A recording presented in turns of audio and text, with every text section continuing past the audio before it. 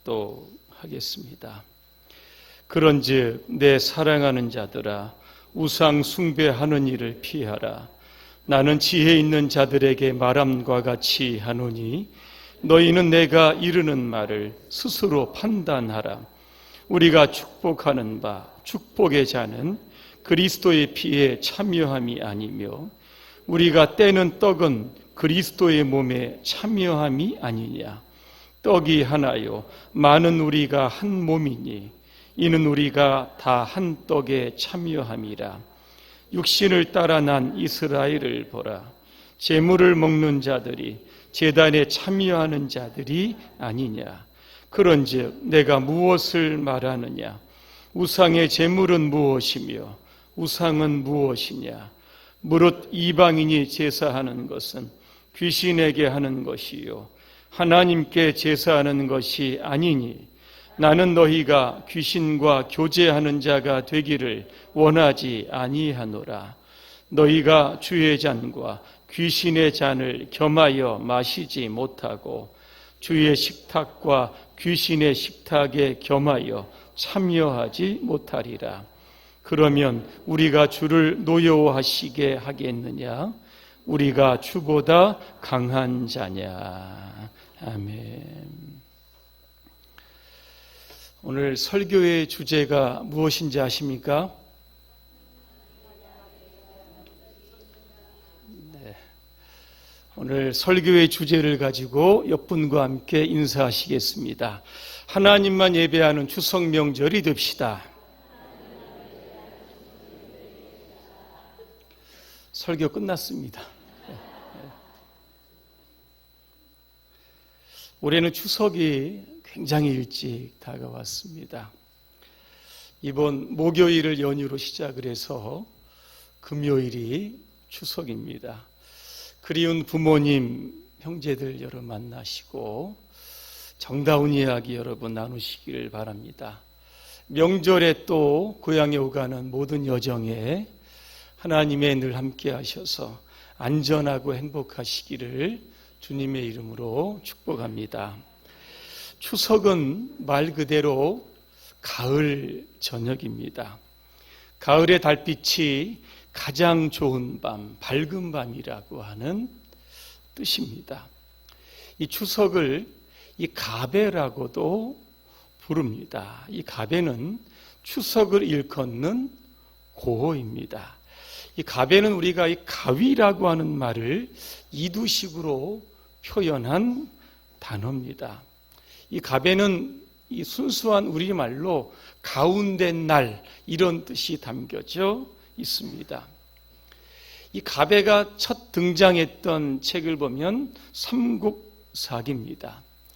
신라 유리왕이었던 9년 이래로 7월 16일부터 8월 15일까지 한 달간에 걸쳐 온 나라에 6부의 여성들이 두 편으로 나누어져서 길쌈내기를 했다고 합니다.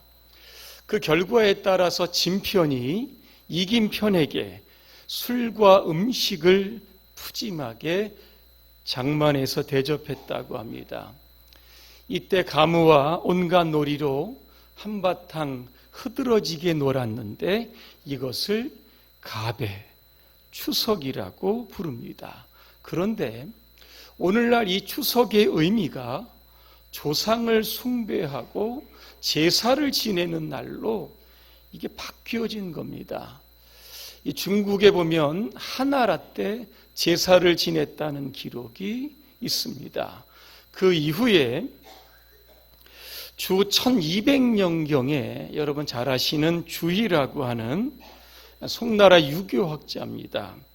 이분이 유교와 불교와 도교의 영향을 받아서 이 성리학을 주창하면서 처음으로 이 조상의 제사를 강조하게 되었던 겁니다. 이게 우리나라에 언제 들어오냐면 고려 말기 이 정몽주나 이색 등을 통해서 이 성리학이 들어오게 되는 겁니다. 그러다가 태조 이성계가 조선을 건립하면서 나라의 종교를 불교에서 유교로 바꿉니다. 처음에는 이 제사 제도가 이 왕가에서만 시작이 됐는데 이 후기 때 와보면 평민들에 이르기까지 제사 제도가 이렇게 널리 퍼지게 됩니다. 처음에는 영정을 그려놓고 제사를 드렸는데 시간이 지남에 따라서 신주를 만들어 놓고 제사를 지냈습니다. 요즘에 신주라는 말이 위패라는 말로 바꾸어졌고 요즘에는 종이에다 지방이라고 하는 것을 써서 그렇게 제사를 드립니다. 이 지방의 글씨를 쓸 때 제가 찾아보니까 현고 학생 부군 쉰이라고 이렇게 적습니다. 그래서 이게 무슨 뜻일까를 제가 한번 찾아봤더니 현고라고 하는 것은 제주의 아버지를 뜻하고 학생이라고 하는 것은 벼슬이 없다. 부군이라고 하는 것은 고인의 아버지를 대신해서 적는 것이고 신위라고 하는 것은 고인의 자리라고 하는 겁니다. 이런 것들을 딱 써놓고 제사가 진행이 됩니다. 어떤 식으로 진행되는가 봤더니 맨 처음에는 초헌이라고 하는 순서가 있습니다. 첫 번째 수를 따라서 신 위에 올려놓고 절을 합니다. 그 다음에는 독축이라고 하는 것이 있는데 축간이 제문이나 축문을 읽게 됩니다. 그 다음에는 아헌의 순서가 있는데 이게 두 번째로 수를 따르고 절을 하는 겁니다. 마지막에는 종헌이라고도 부르고 삼헌이라고도 부릅니다. 세 번째 술잔을 따라 놓고 절을 하는 겁니다. 자, 이런 제사 제도를 통해서 죽은 조상의 영혼이 온다고 믿는 겁니다. 그러면 우리나라 초기에 천주교와 개신교는 이 제사 문제를 어떻게 대처했을까? 먼저 천주교에 관한 말씀을 드립니다. 1791년입니다. 조선의 정조대왕 때 있었던 일입니다. 그 당시에 천주교인이었던 권상현과 윤지충이라고 하는 분이 이런 이야기를 합니다. 제사는 우상 숭배입니다. 그래서 제사를 폐지하고 조상의 신주를 불살라 버리는 일이 발생하게 되었던 겁니다. 참고로 윤지충은 28세에 천주교로 개종하게 됩니다. 그가 순교하기 전에 이러한 말을 남깁니다. 나는 천주의 명을 어길 수 없습니다. 나는 내 돌아가시는 어머니께 잘못할지언정 천주님께는 잘못할 수 없습니다. 이렇게 해서 이분이 나중에 순교하게 됩니다. 조정은 이 사건을 빌미로 해서 백성을 미혹하여 폐륜 외독해 한다라고 하는 명명으로 천주교인들을 참수하기를 시작했는데 이게 바로 신의 교난이라고 부르는 겁니다. 이때가 바로 정조 15년 1791년에 있었던 사건입니다. 그래서 초기 천주교가 들어올 때는 제사를 드리지 않는 종교 그렇게 인식을 합니다. 그런데 시간이 흐릅니다. 1939년 일제감정기 때 천주교가 일제에 굴복을 합니다. 그래서 신사 참배와 조상 숭배는 하나의 시민 의식이다. 이렇게 선언을 했던 겁니다.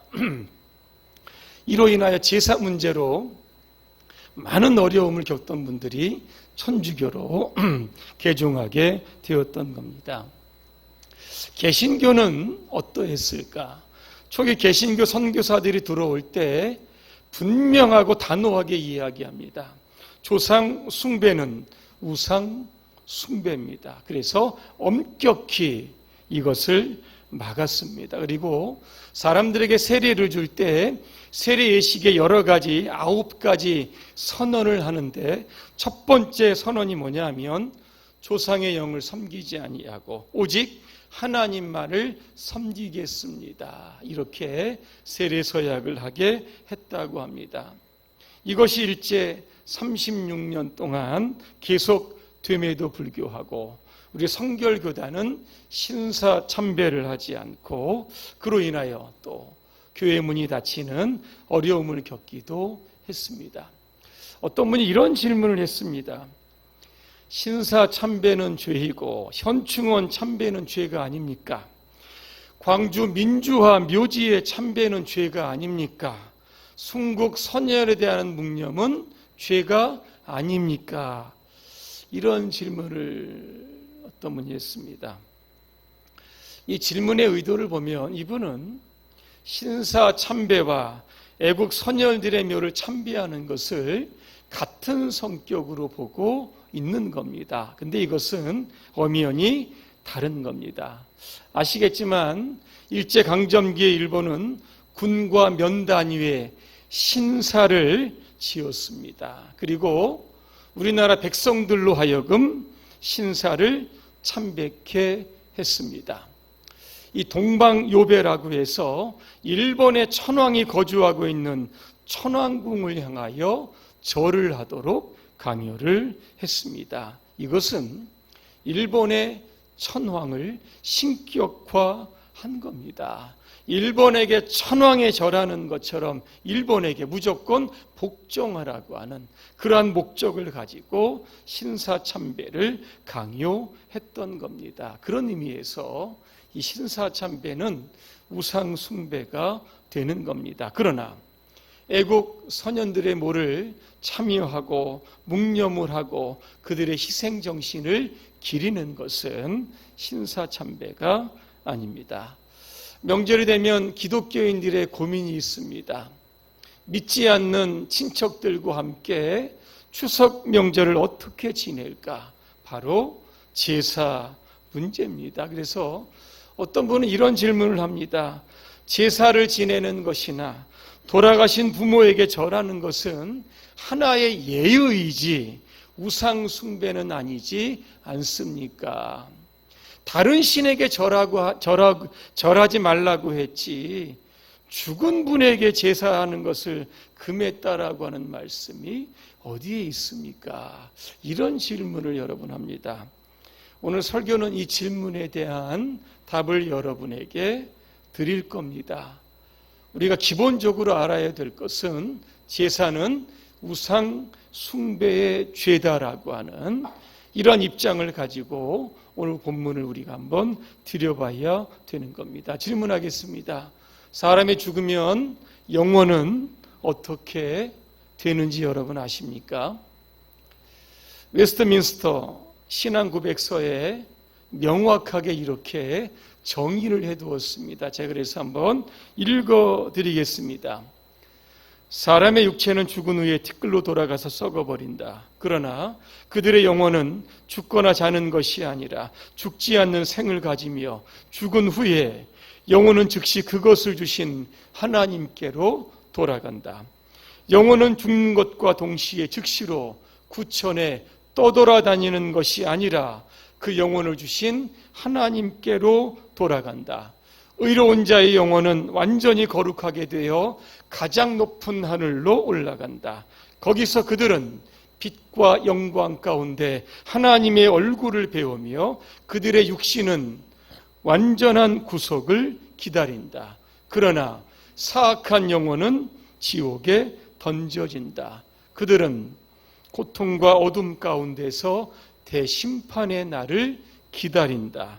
성경은 육신이 죽은 후에 가는 장소로서 이 두 가지 외에는 아무것도 가르쳐 주지 않는다 그랬습니다.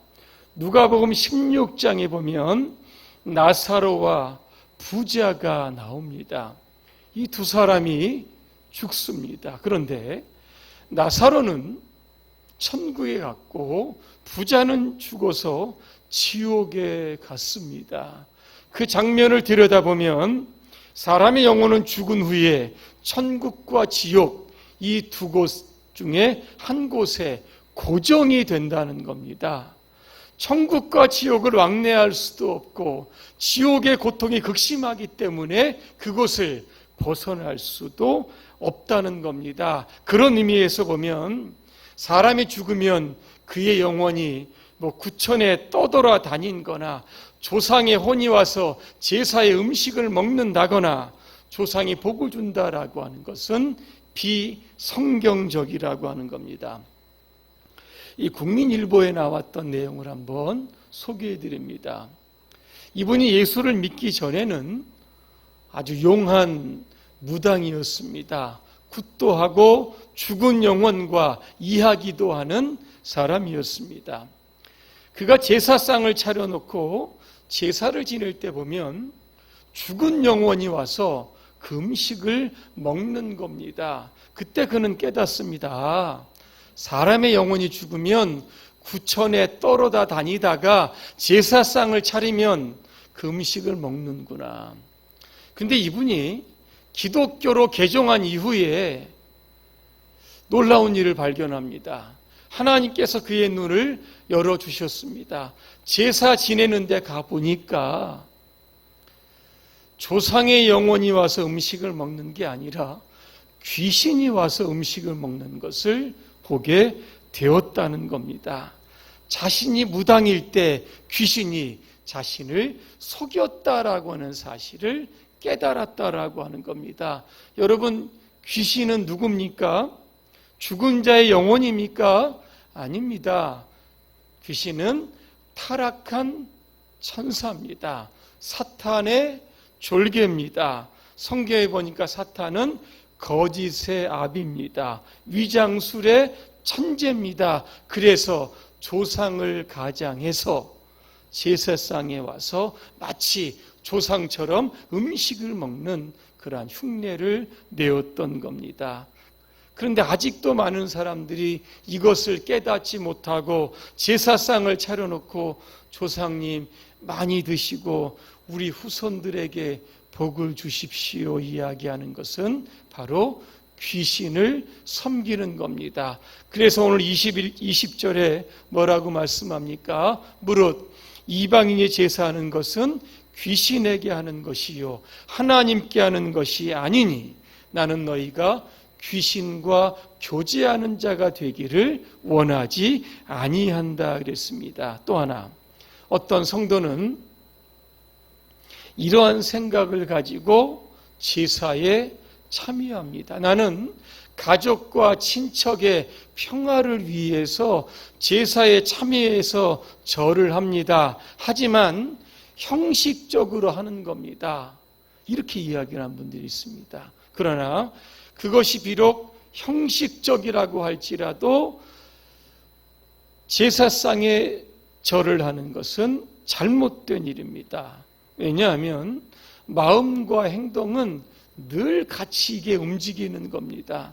제사도 드리고 하나님께 드리고 이런 양다리 어떤 신앙을 걸치며 가는 것, 이거 하나님께서 굉장히 싫어하는 겁니다. 그래서 오늘 21절에 바울은 뭐라고 이야기합니까? 너희가 주의 잔과 귀신의 잔을 겸하여 섬기지 못하고 주의 식탁과 귀신의 식탁에 겸하여 참여하지 못한다 그랬습니다.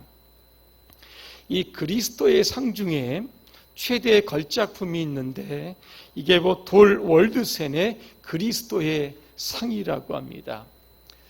그가 이 작품으로 그의 이름이 유명해졌습니다. 그때 프랑스에서 루브르 박물관에 그렇게 설치할 비너스 여상의 조각을 좀 만들어 달라고 부탁을 받습니다. 그런데 그는 이런 제하에 거절을 합니다.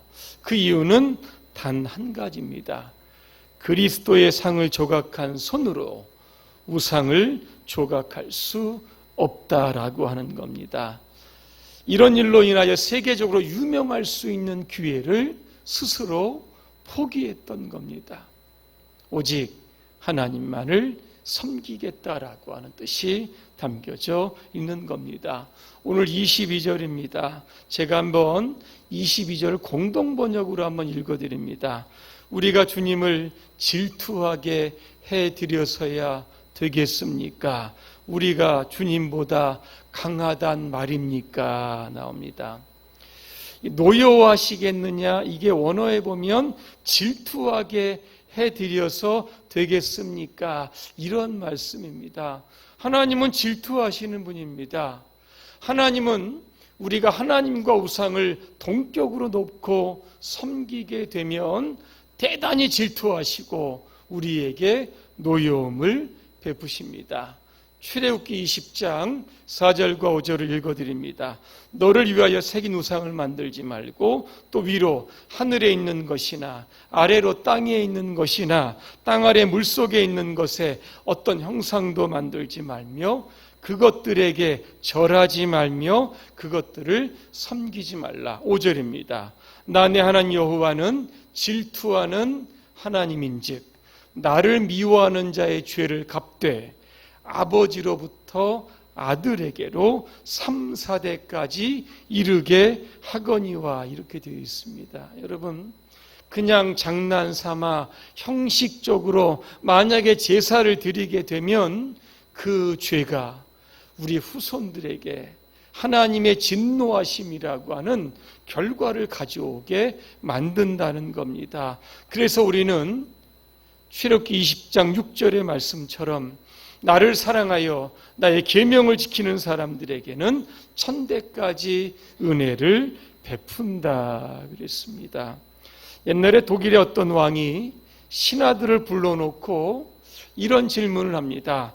하나님이 살아계신 증거를 가져오라고 했습니다. 그때 신하 중에 한 명이 이렇게 이야기합니다. 하나님의 살아계신 증거는 유대인입니다. 유대인이 바로 하나님의 살아계신 증거입니다. 이렇게 이야기를 합니다. 우리가 아는 것처럼 유대인은 약 2000년 동안 나라를 잃고 방황을 합니다. 역사상 유대인만큼 순환을 당한 민족도 없습니다. 그럼에도 불구하고 세계 어디를 가든지 가장 중요한 직책에는 다 유대인들이 앉아 있습니다. 어떻게 이런 일이 발생할 수 있을까? 유대인과 아랍 민족들을 여러분 한번 비교해 보시길 바랍니다. 유대인과 아랍인들은 똑같이 아브라함의 후손들입니다. 언어도 같고 골격도 같고 체격도 같습니다. 그런데 유대인들은 노벨상을 비롯해서 세계의 나라를 움직이는 위대한 민족이 되었지만 아랍 민족들은 그 엄청난 땅과 석유를 가지고 있어도 그렇게 잘 살지 못합니다. 원인은 어디에 있을까? 바로 하나님을 섬기는 데 있었다는 겁니다. 어떤 분은 이렇게 질문합니다. 하나님을 섬기는 민족이 2000년 동안 나라를 잃고 왜 방황을 했습니까? 이유가 있습니다. 2000년 전에 유대인들은 누구를 죽입니까? 예수 그리스도를 십자가에 못 박았던 민족입니다. 하나님을 열심히 섬겼지만 그러나 예수 그리스도의 죽음에 앞장섰던 유대인들, 그들에 대한 하나님의 진노가 바로 2000년 동안 이런 고난과 순환과 고통이었다라고 하는 겁니다. 그래서 우리는 유대인의 역사를 보면 하나님을 섬기는 민족은 반드시 1000대까지 하나님의 복이 이어지는 그 증거임을 우리가 깨닫게 되는 겁니다. 여러분, 이번 추석 명절에 하나님만 예배하는 그런 명절이 되시기를 바랍니다. 참고로 기독교인들이 이 추석이 되거나 이 기일이 되면 추모 예배, 추도 예배 이런 것들을 좀 혼동해서 사용하는 경향이 있습니다. 이 추모라고 하는 것은 이 모자가 그리워한다는 겁니다. 죽은 부모나 조상들을 그리워하며 예배드리는 것, 이게 추모 예배입니다. 이 추도의 도자는 슬퍼하는 겁니다.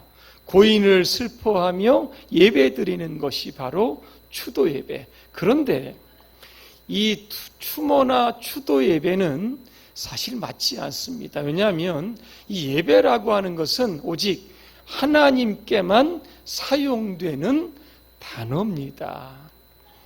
그래서 죽은 자를 그리워하고 슬퍼하며 예배한다? 이거 잘못된 겁니다. 그래서 우리는 추도 예배, 추모 예배 이거 사용하지 마시고 이제 기일인 경우에는 아무개 소천 제1주기 감사 예배 이런 식으로 사용하면 되는 것이고, 명절이 되면 추석 감사 예배, 설날 감사 예배 이렇게 용어를 바꾸어 사용하시면 될 겁니다. 이번 추석에 감사 예배를 여러분 드리실 때 가족 중 어른이 사회를 보시면 좋겠습니다. 저희 가정도 아버님께 살아계실 때는 늘 양복을 이렇게 입으시고 사회를 보시고 또 설교를 그렇게 하셨습니다. 고인의 사진이나 아니면 고인의 육성을 좀 들어보고 고인의 또 남겨진 유혼을 또 여러분 되새기면서 고인에 대한 사랑과 은혜를 기리는 것이 여러분 좋을 겁니다.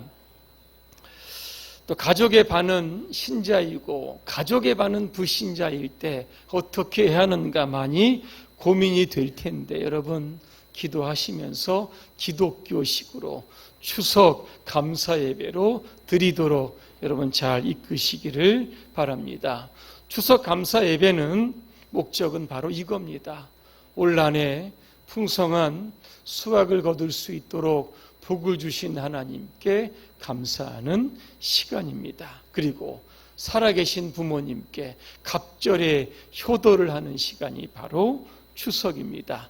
형제와 친척 간의 우의를 다지는 것도 바로 이 시간에 해야 할 일이고, 마지막 모두가 다 예수 그리스도를 믿고 믿음으로 살아서 천국에서 다 함께 만날 것을 다짐하는 시간이 바로 추석 감사 예배의 시간입니다. 결론입니다. 이번 추석에 하나님만 예배하는 추석 명절이 되시기를 바랍니다.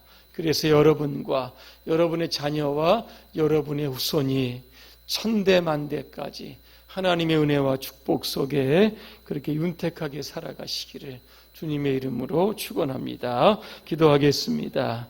은혜로우신 하나님, 이번 추석 명절에 제사 지내지 않게 하여 주시고 우리의 창조자가 되시고 우리에게 복을 주시는 하나님만 예배하는 귀한 명절 될 수 있도록 도와주시옵소서.